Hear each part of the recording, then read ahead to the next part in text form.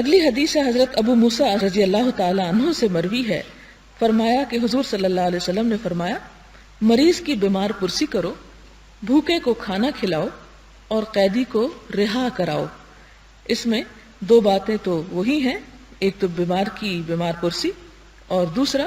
بھوکے کو کھانا کھلانا، اور تیسری بات یہاں نئی ہے کہ قیدی کو رہا کرانا، کیونکہ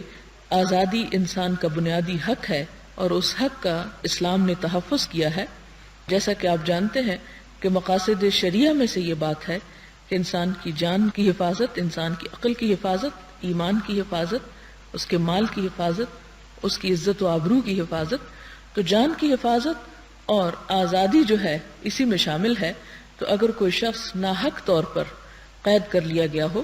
تو اس کو چھڑا دینا چاہیے، چھڑانے کے لیے جدوجہد کرنی چاہیے۔ بعض اوقات کئی لوگ بلا وجہ الزام میں دھر لیے جاتے ہیں اور ان کو پکڑ کر بند کر دیا جاتا ہے، تو ایسے لوگوں کی مدد کرنا جو ہے وہ بھی کار ثواب ہے۔ اگلی حدیث حضرت ثوبان سے مروی ہے کہ حضور صلی اللہ علیہ وسلم نے فرمایا، جب کوئی مسلمان اپنے کسی مسلمان بھائی کی بیمار پرسی کرتا ہے تو وہ جنت کے پھلوں میں رہتا ہے جب تک کہ واپس نہیں لوٹتا۔ عرض کیا گیا، یا رسول اللہ صلی اللہ علیہ وسلم، خرفت الجنہ سے کیا مراد ہے؟ فرمایا جنت کے پھل، یعنی کسی بیمار کے پاس جانا اور اس کے پاس بیٹھنا یا اس کی خدمت کرنا یا اس کی ضروریات کو پورا کرنا، یہ ایسا ہی ہے جیسا انسان کہیں جنت میں پہنچ جائے اور اس کے پھل حاصل کرے یا کھائے اور یا ان کے درمیان میں موجود ہو۔ دیکھنے میں بظاہر یہ کام نہایت ناگوار ہوتا ہے۔ بظاہر انسان جب کسی مریض کے پاس جاتا ہے تو بعض اوقات یہ وسوسے بھی آتے ہیں کہ کہیں ایسا نہ ہو کہ اس کا انفیکشن یا اس کے وائرس جو ہے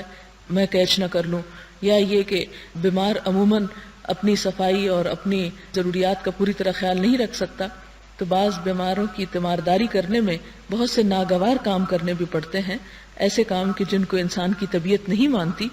تو ان کاموں کو خوشی خوشی کر لینے کا صلہ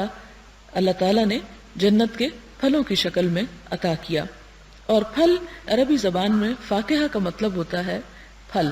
اور فاکہہ کا مطلب خوش ہونا بھی ہوتا ہے۔ پھل ایسی چیز ہے کہ مثلاً آپ کسی دکان کے باہر سے گزر رہے ہوں اور وہاں خوبصورت پھل پڑے ہوں، تر و تازہ، اگرچہ آپ ان کو نہ خریدیں، اگرچہ آپ ان کو نہ کھا سکیں، لیکن صرف پھلوں کا نظارہ ہی ایسی چیز ہوتی ہے کہ جس سے انسان کا دل خوش ہوتا ہے۔